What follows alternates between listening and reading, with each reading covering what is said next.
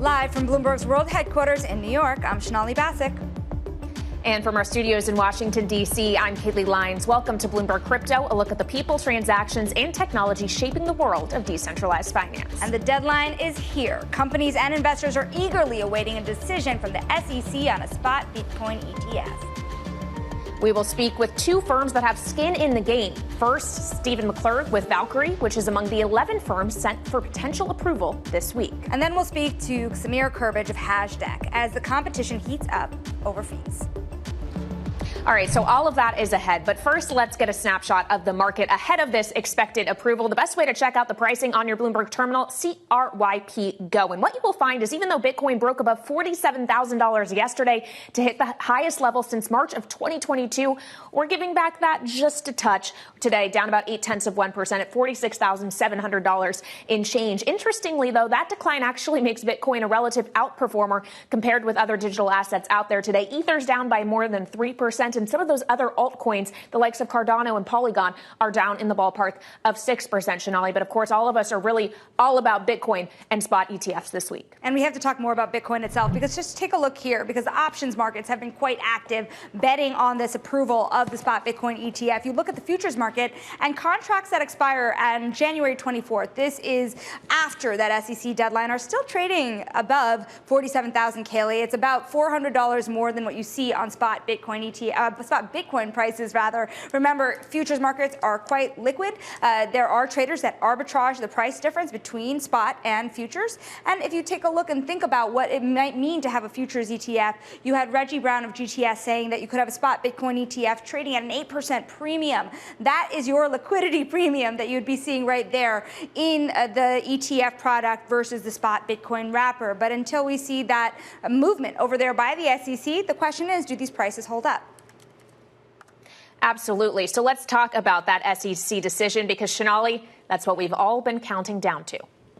Bitcoin ETF. Bitcoin ETF. Spot Bitcoin ETF. It's really happening. We're getting close. It took 10 years to get here. Expectation is almost at 90% that we are going to get an approval. Can drive significant inflows. Huge buying pressure. What if this doesn't happen? Approval is really bullish for the overall sentiment in the market. Price catalyst to get Bitcoin over 100,000 by the end of the year. If Bitcoin rallies, I'm willing to sit on the sidelines. Some of these ETFs will trade at a premium. The bigger question is, when does it go live? It's interesting to see what's going to happen. The crypto community will be happy just getting the Bitcoin win out the door for the ETF. Joining us now with more is someone who has been out front on this conversation, James Seyffert, joining us from Bloomberg Intelligence. So, James, you had been guiding us toward the window of this week ending tomorrow for some time now. That does seem to be the idea, that tomorrow is the deadline when we could see this happening. But we've gotten some new S1 filings from a handful of these issuers today. Does that suggest anything could be delayed, or is that kind of par for the course with these things? Yeah, I saw a few takes online and different people saying, oh no, maybe the SEC is going to delay because they're making the issuers do more last minute things. But let me be clear. They told these issuers to get their 19B4s in on Friday evening. Then they said we need another S1 amendment based on our comments in by 8 a.m. on Monday morning.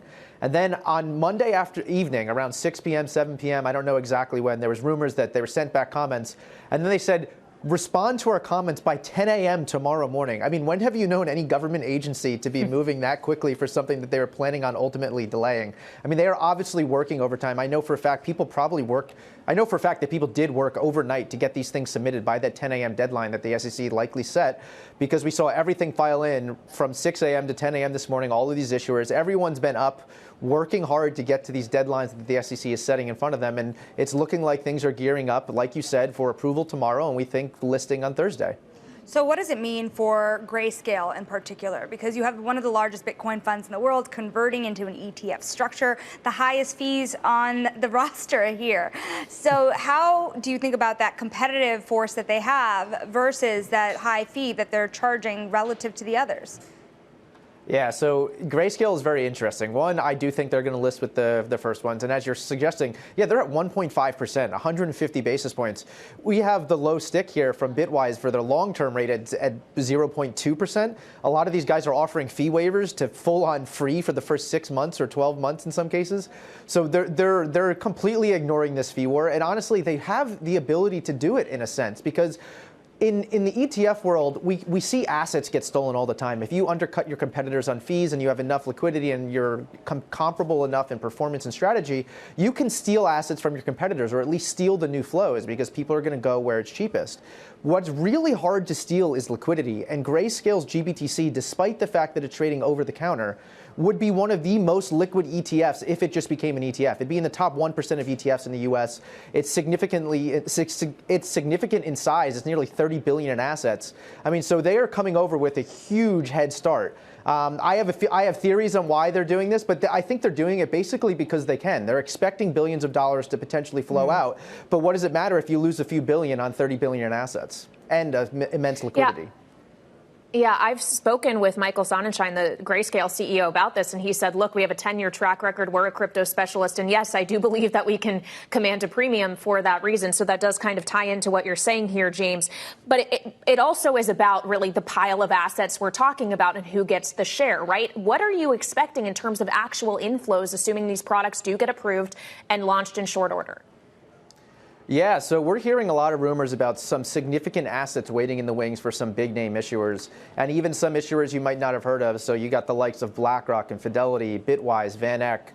I know you have Valkyrie on the show in a little bit. These guys, they're not just coming here and have no money to put to bat here. They have people waiting in the wings to put money in. They have seed capital that's coming in initially. But I think the bigger thing to watch will be how much money pours in on Thursday and Friday. And the numbers we're hearing from different people close to this is the numbers are going to likely be in the billions. Now, the question is that net new flow to Bitcoin exposure, or are they changing their exposure from another ETF trading somewhere else in the world, a private access vehicle, or direct Bitcoin exposure using a typical custodian? Some of these custodians, namely Coinbase, Gemini, they charge fees for an institution to custody their assets. At some of the fees that we're seeing, literally 0% for the first 6 months, that's incentive enough, especially if you're going to do a little bit of I scratch your back, you scratch my back type of thing by putting assets in one of these asset managers' funds. On one hand, it adds a little more liquidity to a market, but what does it do to have an ETF wrapper? What does it do to the underlying spot Bitcoin market? Because presumably these funds will be buying and selling Bitcoin to match the assets.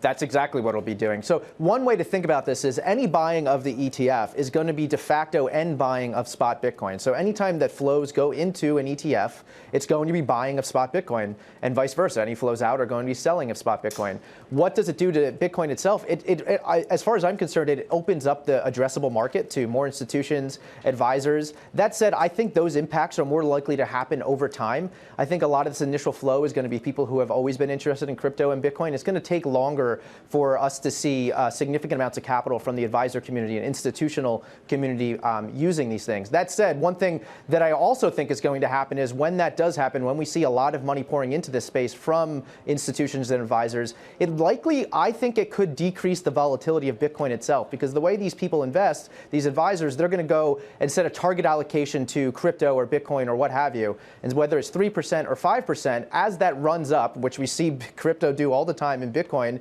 they're going to sell to maintain their allocation. And if it collapses 80% again, they're going to be buying. So I think that this actually could help limit volatility in the long term. Now, in the short term, I think it probably will cause a lot of volatility over the next few days, even a week or two. But long term, I think it will dampen volatility in the Bitcoin markets. James, you're famous. Buckle up. You have a busy couple days ahead of you. It's Bloomberg Intelligence's James Safart. Now, coming up next, we're going to talk to Steve McClurg of Valkyrie to discuss their Bitcoin ETF application and that fight over fees. Plus, we'll hear the pitch from Hashdex Spot Bitcoin ETF with the Chief Investment Officer and Head of Products. And to access all the latest data and news on crypto, check out CRYP Go on the Bloomberg terminal. Stick with us. This is Bloomberg.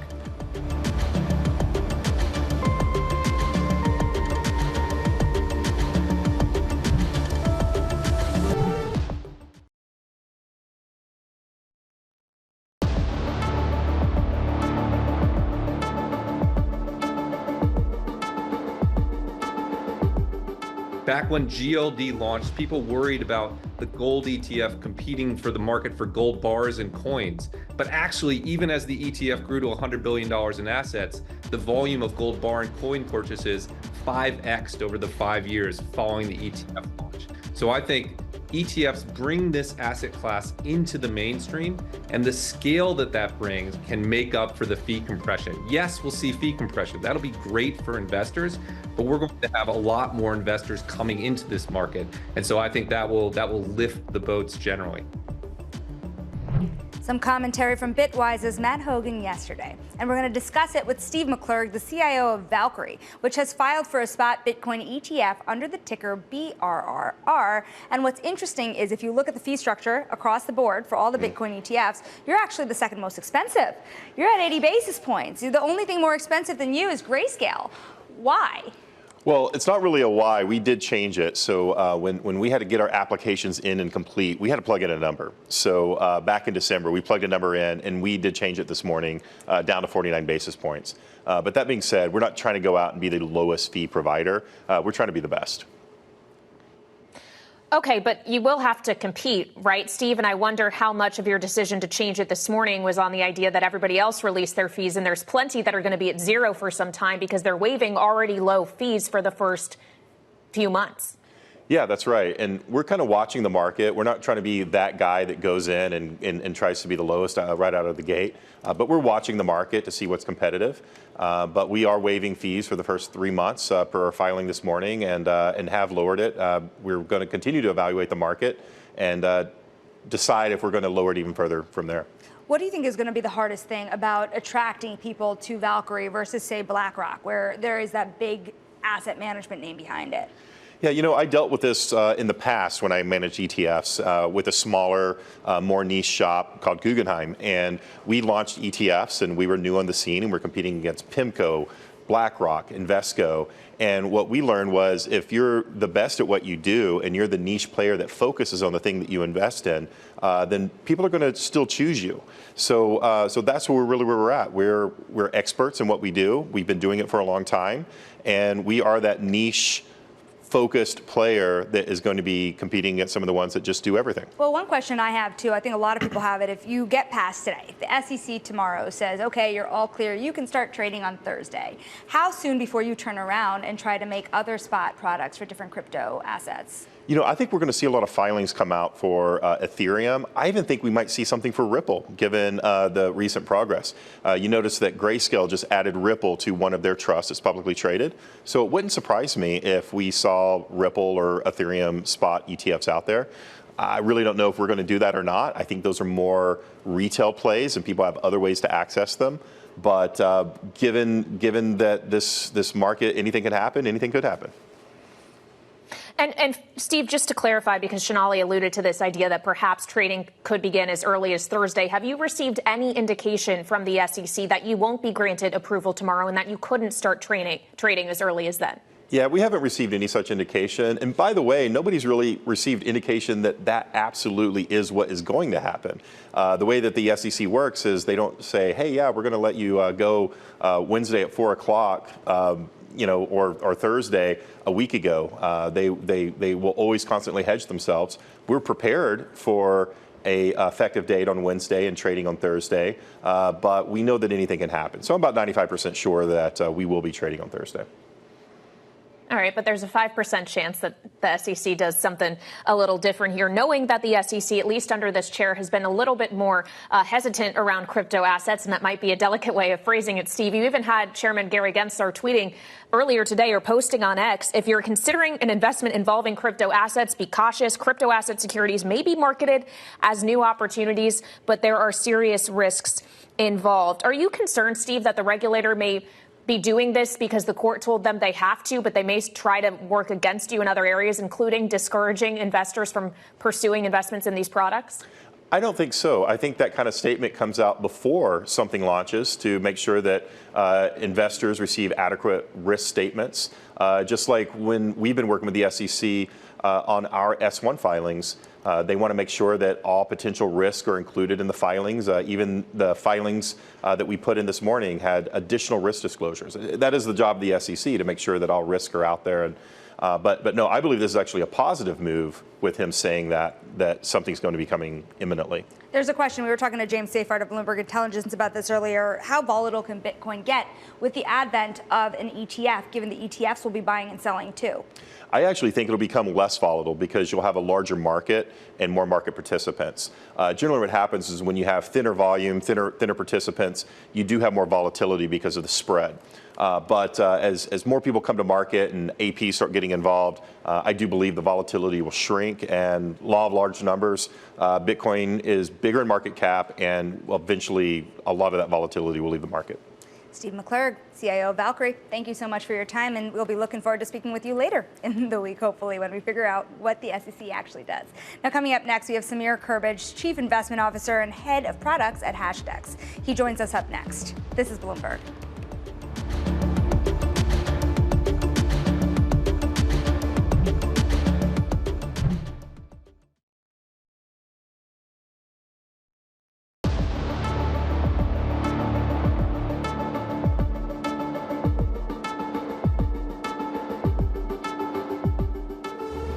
This is Bloomberg Crypto. I'm Kaylee Lyons in Washington with Shonali Basic in New York. Now let's speak to another potential Bitcoin ETF issuer, actually someone who already issues a Bitcoin futures ETF. Samir Kerbage, Hashdex CIO and Head of Products, joins us now. Samir, thanks so much for being with us. That's something that makes you a little bit different in this Cointucky Derby or whatever those people are calling it these days. This idea that you already do have an existing ETF and you're trying to convert it or allow it now to actually be backed by spot Bitcoin, not just futures. Is that why we haven't seen an updated S1 filing from you guys in the last several days? Because we've seen issuers revising filings yesterday and today, but nothing from Hashdex. Yes, Kaylee. I mean, everyone is tracking this like day to day, what issuers are doing. What I can say is that our ETF is already trading. It's been trading since 2022. It's a Bitcoin futures ETF. The first one in a 33 Act wrapper, which is like a structure that are allowed to hold spot commodities. And so this product has been trading, and we've been working with the SEC to change the investment strategy of the product to allow it to invest in spot. So it's a different process than setting up a new fund and launching a new fund. And also, it's important to highlight that this fund will leverage the Bitcoin futures market. Okay, so it's a different proposal than other products, and that's why, like, as you noted, we're like working in a different schedule with the SEC. And are you counting on that differentiation to be something that makes your product more competitive? Because at least as of your last S1 filing, your fee is among the highest of all of these different issuers. So Hashdex has been in the market for more than 6 years. So we have products in multiple countries.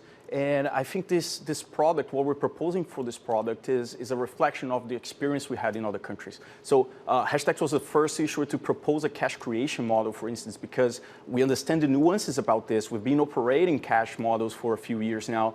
And we believe that this structure that we have designed is going to first protect investors and offer something that is really under a surveillance infrastructure that really can prevent manipulative practices. But also, we can source a highly liquid market, which is the CME market. So it's a product that is less disruptive for initial launch, I would say. And that's what we're proposing with this product. And in terms of fees, we're tracking what other issuers are positioning. I can say that Hashdex historically hasn't been pushing for a fee war, because our angle is to really educate investors about a new asset class and talk about this portfolio merit and long-term allocation, right? And Bitcoin offers huge opportunities, huge volatility, and when you compare that to the fees, it's not going to make too much of a difference if a product is trading at... There are fees, but there's also this issue of getting out of the gate quickly. Yeah. And because of the process that you have with the SEC, do you worry that it will be different in terms of approval than some of the other issuers that are just going direct? We can comment on that. So I think it's very hard at this stage to make any comments about this. We are working with the SEC to be treated along as the other issuers and go out along as the other issuers. But I guess everyone is learning by the day what's happening. I also want to talk about the structure here. Pretty clear. The ETF, the futures market, the spot market, all different financial products. One thing we've heard from GTS is that they think that the spot Bitcoin ETF can be trading at as much of an 8% premium. The futures market already trades at a premium to the spot, at least for today. How much more do you think that a spot and futures product can be richer relative to the existing markets? So the futures ETFs are currently trading very close to the benchmark, so we're not seeing a big premium. We saw in other markets when ETFs launched with a cash model, since it's something novel, something new, the market makers, the APs, they don't know what to expect. And that's why it's reasonable that in the first day, they're going to be very conservative, especially because they don't know the size of the flow that's coming in the first day, which products are going to see a flow. So we expect the market makers to be more conservative on cash models, and then it will converge. So we saw this in Brazil, first day of trading, we saw huge volumes, huge inflows, premium went up to something like 10%, and then went down in the second day, first few weeks, like first week was kind of like less than 5%, and then it converged like to very, normal ranges. So we expect to, let's see what's going to happen, but depending on the flows, that can be something that could happen in the US. In a product that uses the futures market, that is already trading, you don't have that kind of disruption in the market structure. And as we're thinking about how the pricing or the premium or discount or whatever it ultimately is shakes out, what do you actually expect this is going to do to spot prices? Knowing how much already has been baked in anticipation of approval finally coming, is this actually going to turn into potentially, at least in the near term, a sell the news kind of event? So, again, it really depends on the flows we see in the initial days, on whether Grayscale is going to launch along with the others, and whether, Grayscale is a product that has a big size. Is it going to see redemptions? So I think all those factors are going to play out. It's important to highlight that Bitcoin is very liquid, but on the other side, the free float of supply of Bitcoin has been going down. So as more investors are buying for the long term, so if we see a significant inflow, we might see a direct impact on the prices of Bitcoin. But on the short term, anything can happen, basically, because people are speculating on what can happen and how much inflow that can come. We're really focused on the long term, and we think when we look at the long term, we think this is a huge opportunity for investors. It's a generational opportunity. We're making history. We're seeing history being written here as Bitcoin becomes part of the mainstream financial markets. All right, Samir, thank you so much for joining us. That's Samir Kerbage of Hashdex. Thank you, and good luck for the remainder of this week and of your workings with the SEC. Bitcoin right now, Sonali, trading at $46,600 and so. So we'll see what actually happens to prices if and when the SEC does make its decision. I'll actually be speaking tomorrow with an SEC Commissioner, Hester Peirce, on Balance of Power at 5 p.m. Eastern Time. So don't miss that one. Yeah, you have the regulatory environment around it, and then you have technical things. Remember, you have the halving for Bitcoin potentially in the coming weeks and months as well. We'll be back next Tuesday at 1 p.m. Wall Street time. We will talk about all of these dynamics then, and maybe by then we'll have our first ETF trading, Kaylee. This is Bloomberg. We'll see about that.